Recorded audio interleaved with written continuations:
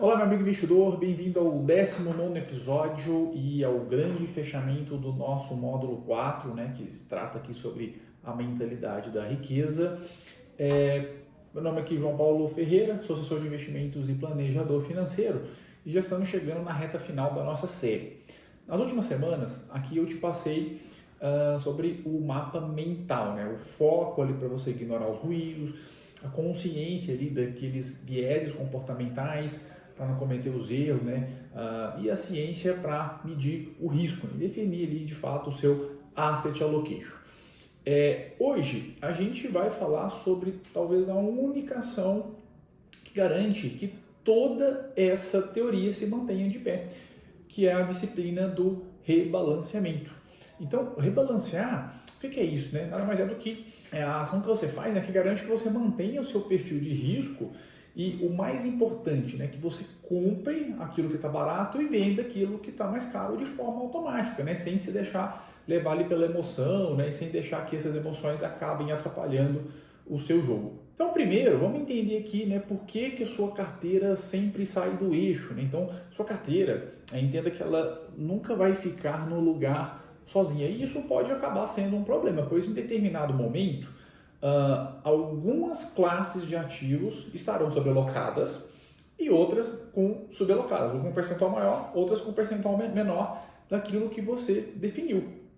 Então, é natural que o mercado desequilibre a sua carteira. Então, imagine lá que você tem uma carteira que você definiu que você vai ter, hipoteticamente, 50% em ações, renda variável, e 50% em renda fixa. Se as ações estiverem num ano excelente, inclusive que é o que está acontecendo esse ano aqui em 2025, com a Bolsa Brasileira, e valorizarem-se pelo menos 50%, a sua alocação de renda variável vai saltar de 65% para 70%, ali mais ou menos, né, dos 50% para isso.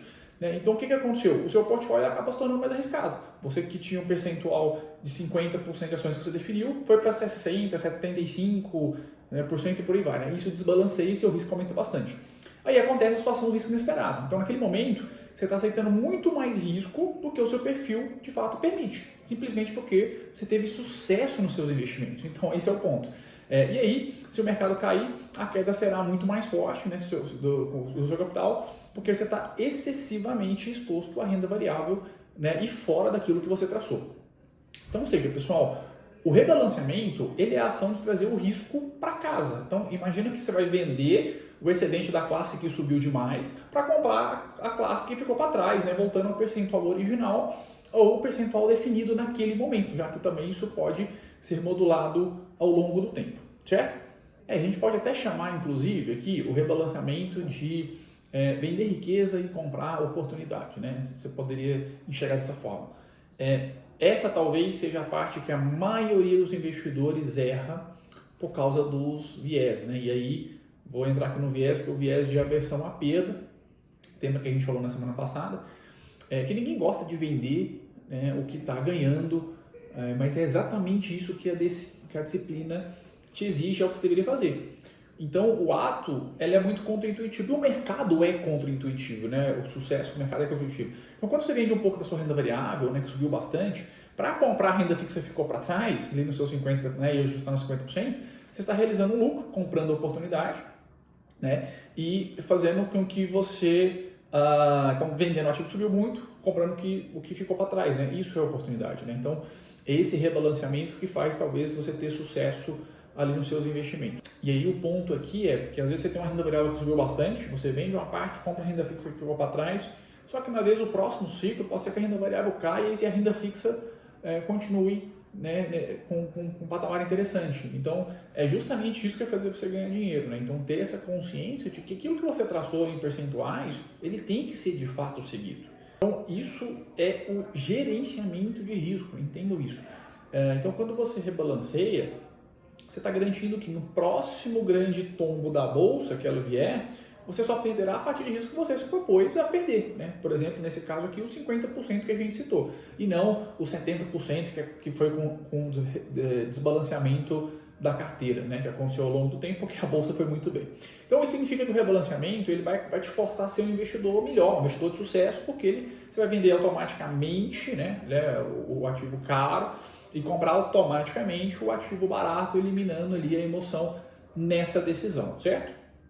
Bom, entendido isso, aqui vão duas formas práticas da gente rebalancear sua carteira. E você não precisa ficar vendendo ativo toda hora. Então, vamos lá. A primeira forma, eu acho que talvez seja a maneira mais fácil, a mais óbvia de você fazer, que é o rebalanceamento via aportes, quando você manda dinheiro para sua carteira de investimento.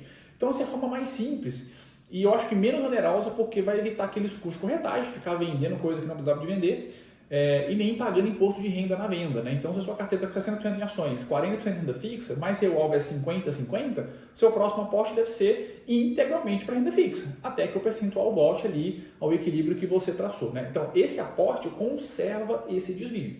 A segunda forma é o rebalanceamento via venda mesmo, ou compra, né? Enfim, mas em casos mais necessários. Então, se o desequilíbrio for muito grande, então, por exemplo, 75% ações, 25% renda fixa, ou talvez você não consegue fazer um aporte tão grande para rebalancear, talvez você vai ter que realmente vender uma parte da classe que excedeu e justamente comprar a classe, né, que ficou abaixo do alvo de renda fixa, né? Então, sim, é uma ação menos comum, porque dependendo se você está fazendo um aporte corrente, né, de forma constante, é natural que você rebalanceie isso. Mas só sugeriria isso no caso de um grande desbalanceamento da carteira, você está muito tempo sem aportar, para manter a integridade e risco, né? Então, não ter aquela concentração tão grande numa classe, porque ela subiu muito. Sobre frequência, não precisa ser todo mês, toda semana, né? Isso assim, um bom investidor vai rebalancear a carteira semestralmente, anualmente, né? Então, é aquilo que é mais prático, né? Assim, quando o desvio padrão, né, sair num desvio pré-determinado que você traçou, sei lá, 10%, a cada 10% que saia do desvio padrão, aí eu paro e vou rebalancear, né? E até porque com os aportes, né, de novo, né, talvez a maior disciplina do investidor seja essa constância do aporte. Então, o investidor que está fazendo aporte recorrente, ele raramente vai ter que parar para ficar pensando em rebalanceamento, né? Porque o aporte já vai, quando ele faz o aporte, ele já faz a análise da carteira como um todo para entender para onde vai ser o direcionamento, né? Esse é o trabalho que a gente desenvolve aqui com os clientes, quando o cliente manda aqui, mandei 20 mil, 30 mil para a carteira, para onde vai isso? Eu tenho que avaliar a carteira como um todo, entender as classes que estão mais subalocadas, né? Aquelas que precisam compor mais o aporte, a gente vai direcionar para lá, ou em algum caso de uma alocação tática que você veja alguma oportunidade naquele momento, certo? Bom, pessoal, entendam aqui que o rebalanceamento não é apenas uma planilha de monitoramento que você fica fazendo e pronto, né? Realmente ela é uma ação que você faz ali com o seu asset allocation, né? Aquela diversificação de carteira, enfim, de acordo ali com o seu plano de risco para de fato funcionar. Então é ele que transforma a sua disciplina em retorno e te protege de surpresas desagradáveis, tá? Então com esse vídeo a gente encerra aqui hoje o nosso módulo 4, que é o módulo que a gente tratou sobre a mentalidade da riqueza, né, do investidor, enfim.